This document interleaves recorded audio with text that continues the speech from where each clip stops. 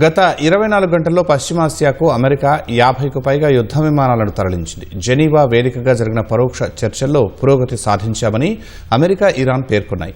అయినా అగ్రరాజ్యం మిడిల్ ఈస్ట్లో తమ సైనిక కార్యకలాపాలను విస్తరిస్తూ ఉండటం ప్రాధాన్యం సంతరించుకుంది.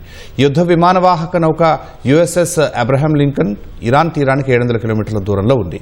తమ దేశాన్ని అమెరికా ఏమీ చేయలేదని ఇరాన్ సుప్రీం నేత అయతుల్లా అలీ ఖమేనీ అన్నారు. అమెరికా, ఇరాన్ మధ్య ఉద్రిక్తతలు కొనసాగుతున్నాయి.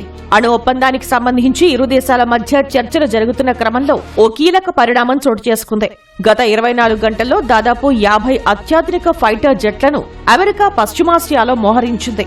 వాటిలో F-35, F-22, F-16 సహా ఇతర యుద్ధ విమానాలు ఉన్నాయి. ఈ మేరకు అమెరికా మీడియా తెలిపింది. ఈ నెల మొదటి వారంలో కూడా డజనుకు పైగా F-15 ఫైటర్ జెట్లను జోర్డాన్లోని తమ వైమానిక స్థావరానికి అమెరికా తరలించింది. MQ-9 రీపర్ కాంబాట్ డ్రోన్ సహా భూతల దాడులు చేయగల థండర్ బోల్ట్ 2 విమానాలను సైతం అక్కడికి తరలించింది. ఉపగ్రహ ఛాయాచిత్రాల ప్రకారం guided missile destroyer USS Delbert D Black ఎర్ర సముద్రంలోకి ప్రవేశించింది. ప్రపంచంలోనే అతిపెద్ద విమాన వాహక నౌక USS Gerald R Ford Caribbean సముద్రం నుంచి పశ్చిమాసియా దిశగా వెళుతోందని ఓ నేవీ అధికారి తెలిపారు. 3 గైడెడ్ క్షిపణి డిస్ట్రాయర్లతో ఇది ప్రయాణిస్తోందని వెల్లడించారు. మరో యుద్ధ విమాన వాహక నౌక యుఎస్ఎస్ అబ్రహాం లింకన్ ఇరాన్ తీరానికి 700 కిలోమీటర్ల దూరంలో ఉంది.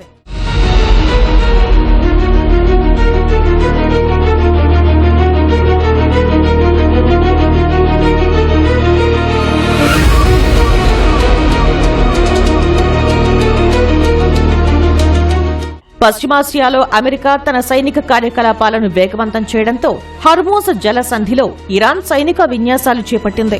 నిన్న జెనీవా వేదికగా అమెరికాతో పరోక్ష చర్చలు ముగిసిన వెంటనే హర్మూజ్ జలసంధిని కొన్ని గంటల పాటు మూసివేస్తున్నట్లు ప్రకటన విడుదల చేసింది. సైనిక విన్యాసాల్లో భాగంగా ఇరాన్ 5 క్షిపణులను ప్రయోగించింది.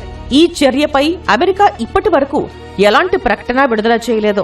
ఒమన్లో జరిగిన పరోక్ష చర్చలతో పోలిస్తే జెనీవాలో చర్చలు నిర్మాణాత్మకంగా సాగాయని ఇరాన్ విదేశాంగ మంత్రి అబ్బాస్ అరాక్చీ తెలిపారు.